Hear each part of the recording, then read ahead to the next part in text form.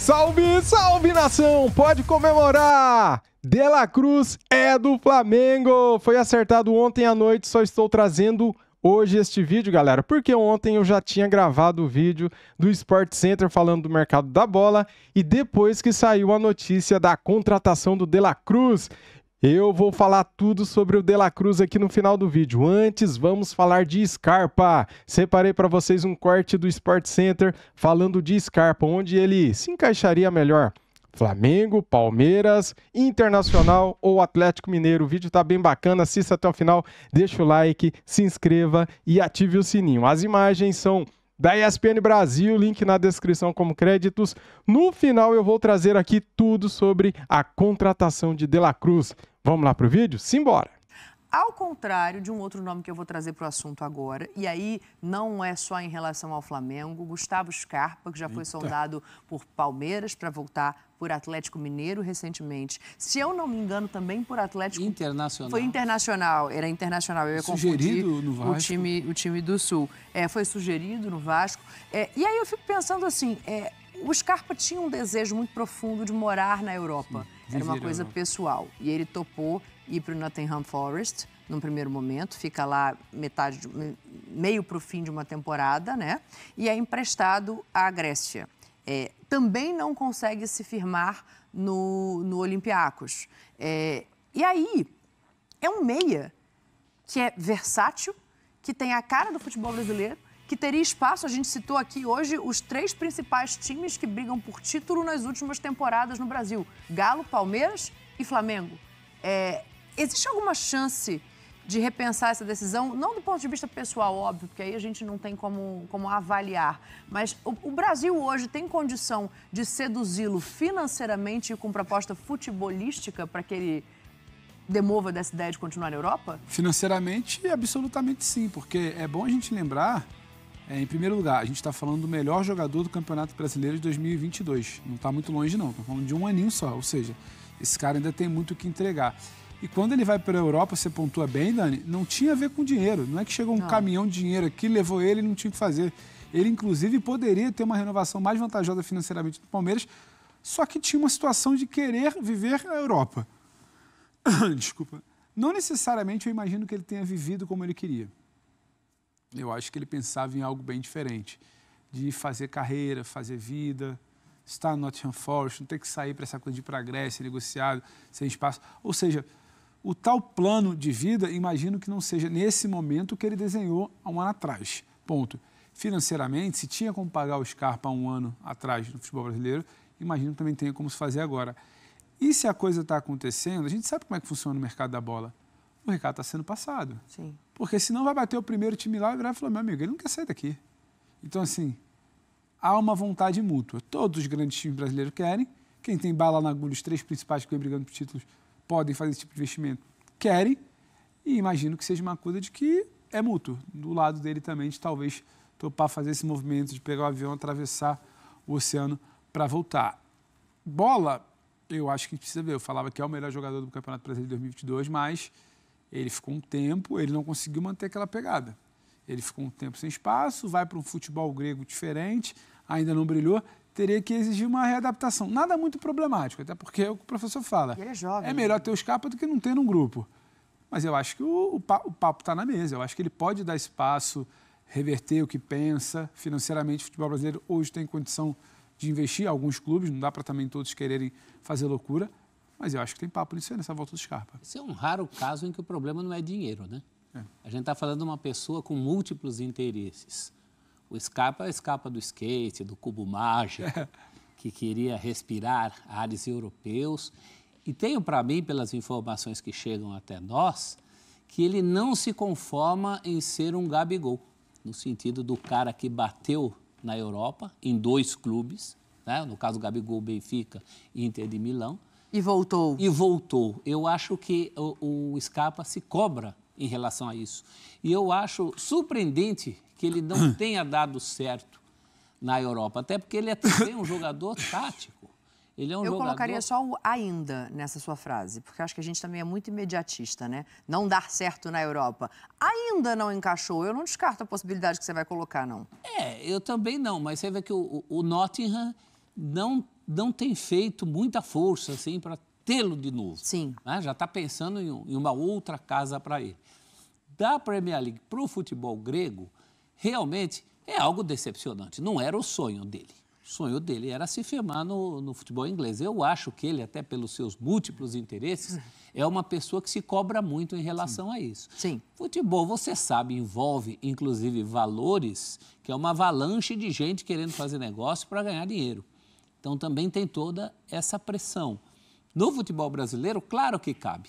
Isso que o Pedro Ivo levanta é verdade. Ele não é hoje o jogador que foi quando era o melhor do Brasil, mas isso também não faz tanto tempo e ele é um jogador perfeitamente viável que essa condição dele volte, ainda mais no futebol brasileiro que se joga hoje. A gente está falando dos principais clubes do país, onde ele entraria. No caso do Palmeiras, ele voltaria, no Inter ele jogaria, no Flamengo, dependendo do que quer o Tite, e em sendo o Tite, não nos esqueçamos que o Flamengo tem ali contas a ajustar também pelo lado esquerdo do campo, né? Perdeu o Felipe Luiz, acho que também seria um outro reforço interessante. Mas eu acho que, antes de tudo, a cabeça do Scarpa é de tentar, essa coisa do ainda que você falou, né? Ainda não deu certo, eu acho que é isso que pega. Ele quer apagar esse ainda, ele quer dar certo da Europa. Sim. É que eu não sei até que ponto ele está disposto a jogar em ligas menores, né? Em clubes não tão expressivos da Liga, da Premier League. Ok, então, mas aí eu já não sei. Aí eu fico pensando assim, vou trazer para o cenário daqui, tá? Óbvio que a gente não tem nenhuma informação de que o jogador queira voltar, não é isso que chega, pelo contrário, o Palmeiras procurou, o Galo procurou e ele disse não a esses dois clubes, mas do ponto de vista da insistência, e já que a gente está colocando o Flamengo, já que a gente está colocando o Internacional também nessa conversa, pensando agora esportivamente, pensando em clube para essa volta, existe um desses clubes que pudesse ser mais interessante ao Scarpa para retornar e se encaixar de novo no Brasil? Por que eu estou perguntando isso? Porque quando você olha um Flamengo contratando o De La Cruz, já tendo o Arrascaeta, ainda não tendo uma resposta do Everton Ribeiro sobre renovação de um ano que foi proposta, esse lugar seria o lugar para ele voltar? Tem um lugar aqui perto da TV que ele foi muito feliz, está esperando ele de braços abertos também para voltar, que é o Palmeiras. Se parar para ver, se você parar para olhar, a vaga dele está lá. Você para ali, ele saiu e ninguém ocupou. Então, acho que, esportivamente, eu acho que talvez quem se distanciasse mais dessa coisa de lugar perfeito, se é que a gente pode chamar assim. Lugar de encaixe, né? Não digo nem perfeito. Esses três, entre Galo e Inter, talvez um Galo. Talvez o Galo, mas ele tem que seja um time muito O Galo para você é atrás do Inter?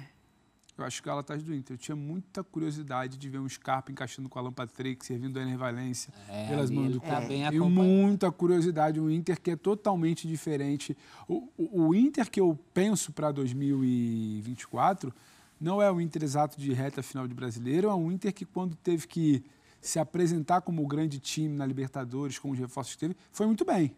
O Inter, coletivamente, para mim, foi melhor que o Fluminense nas semifinais. O Fluminense foi mais efetivo e ganhou e mereceu. Não é desmerecer, mas eu acho que o Inter, com as peças que tem, com o treinador que tem, um acréscimo do Scarpa poderia ser algo muito interessante. Tem Paulinho, tem Hulk também no Galo, mas eu não sei. Eu tenho mais curiosidade de ver o Scarpa nas mãos de um Cudê, de um Tite e de um Abel, do que, respeitosamente, do que na mão do Filipão. Mas ele está bem servido em qualquer lugar. Né? Esse é o ranking do bem, assim. Não tem rosa para os outros. Porque se eu fosse jogador de futebol e falasse para onde você quer voltar para o Brasil, esses times estariam na minha lista. Claro. Encabeçando. Palmeiras, Flamengo, Galo. E por que não esse Colorado, que tem um potencial para alcançar uma coisa que não alcançou? Também tem essa questão do desafio. Ele pode trazer para si esse desafio. Está frustrado. Na Grécia, ele era um reserva que usava a camisa 10. Né? Ele estava usando a camisa 10, mas não se firmou como titular. Isso é frustrante. Agora sim, galera, vamos falar aqui como que foi as negociações com De La Cruz. Flamengo acerta a contratação de De La Cruz. Matéria do nosso amigo Caio Mota e Fred Gomes, do GE. Créditos GE. Vamos lá então, galera, ver aqui como que foram as negociações. Ó, um resumo aqui para vocês, ó.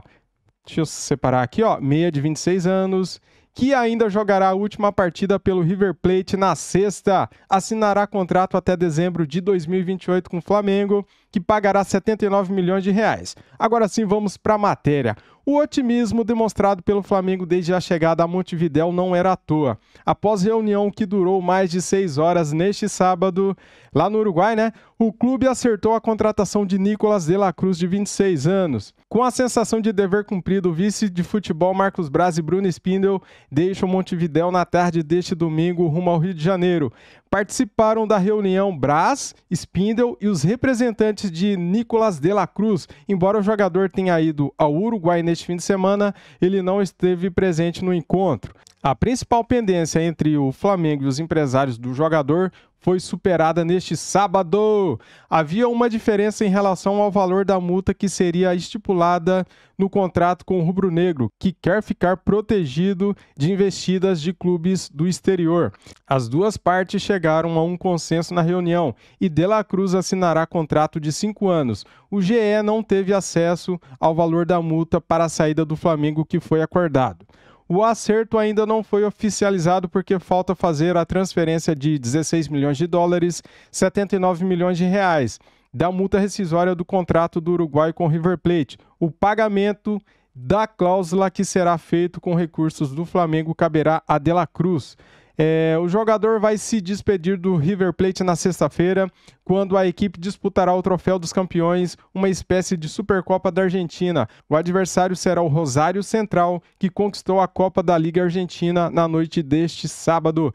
De la Cruz é aguardado na reapresentação do elenco rubro-negro no Ninho do Urubu no dia 8 de janeiro, quando o Flamengo inicia a pré-temporada. O time estreia no Carioca no dia 17 de janeiro e segue para os Estados Unidos, onde fará a segunda parte da preparação em Orlando. Bacana, hein, cara? Esse jogo em Orlando vai ser bacana, hein? Estados Unidos, dia 27. É isso aí. O Flamengo tentou a contratação de la Cruz no meio do ano, mas o River não quis liberar o jogador para o concorrente na disputa pelo título da Libertadores. Dias depois do fechamento da janela, os dois times foram eliminados nas oitavas de final do torneio. Que vergonha, né, cara? O uruguai, de 26 anos, começou a carreira no Liverpool do Uruguai.